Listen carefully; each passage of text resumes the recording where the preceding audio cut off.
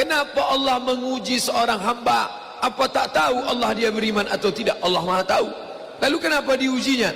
Allah mau kasih tahu si hamba itu dia layak tidak disebut beriman. Allah menguji apakah karena Allah tak tahu? Allah Maha tahu. Wa na'lamu ma tuwaswisu bihi nafsuh. Apa yang berbisik-bisik dalam hatinya kami tahu. Lalu kenapa dia uji?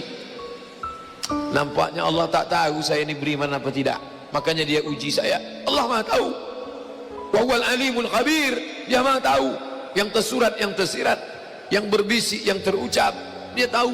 Lalu kenapa dia uji? Dia mau ngasih tahu kamu layak apa tidak disebut orang beriman.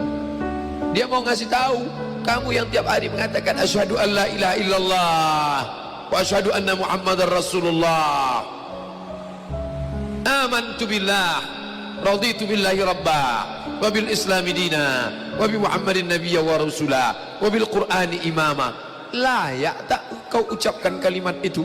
Maka diujinya. Maka ketika ujian itu datang jangan terkejut, karena orang yang mengaku S2 pastilah dia diuji tesisnya.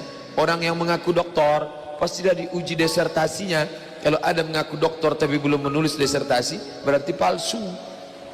Kalau ada mengaku layak menjabati suatu tempat tapi belum teruji berarti palsu.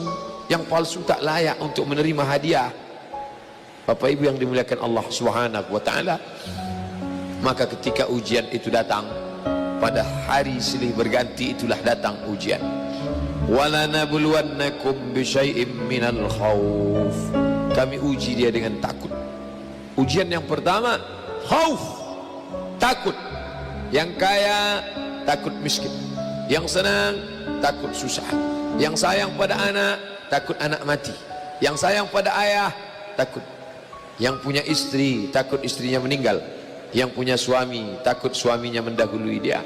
Takut. Apakah takut itu bisa membuat orang menjadi kafir? Ya. Saking takutnya miskin menghalalkan segala cara yang mestinya bukan hak milik dia. Dipindah alih nama, menyogok riswah, memakan dengan cara batil. Mengapa orang menjadi menghalalkan segala cara?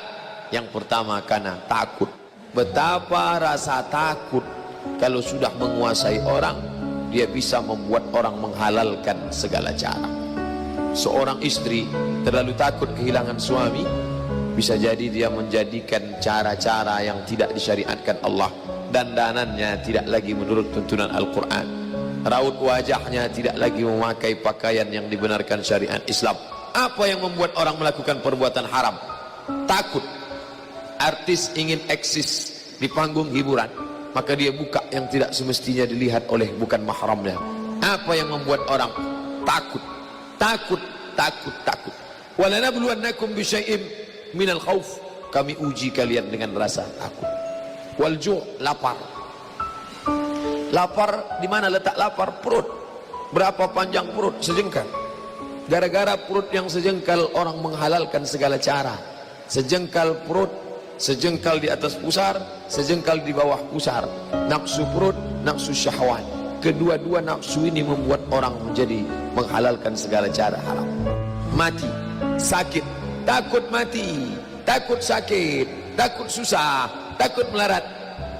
Wathamarat, takut buah-buahan hilang, takut paceklik, takut kemarau panjang, sampai-sampai meminta kepada setan, sampai-sampai memandikan kucing, sampai-sampai membuat sajen.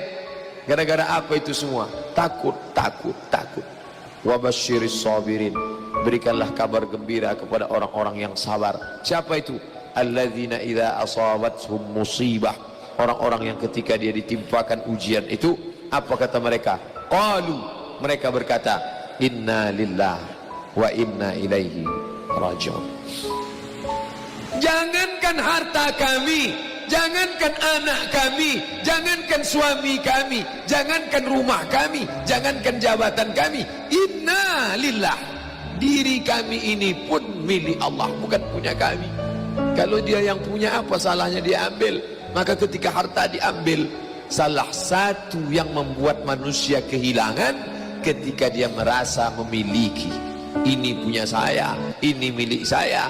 kalau orang sudah terlampau memiliki, maka ketika hilang muncul kekecewaan. Salah sangka.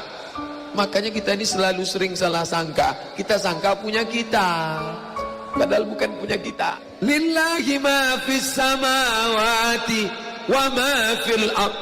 Apa yang di langit, apa yang di bumi, lillah, bukan punya kamu. Kenapa? Kalau sampai kita katakan punya kita, lalu ketika dia hilang kita stres, kita depresi. Orang yang kehilangan anak, dia tidak sedih. Kenapa? Karena itu pergi duluan, nanti dia akan menyusul belakangan. Suami kehilangan istri, dia tak sedih. Kenapa? Karena sudah dibawanya ganti yang baru, Pak Ustaz. Bukan, dia tak sedih. Kenapa? Karena dia tahu nanti saya akan berjumpa dengan dia di tempat yang lebih kekal abadi. Sekarang kalau saya hidup sama-sama dia, dia tua, dia keriput, dia sakit, dia mati. Nanti saya berjumpa lagi dengan dia. Di mana? Di tempat kekal abadi yang tak pernah sakit, tak pernah mati.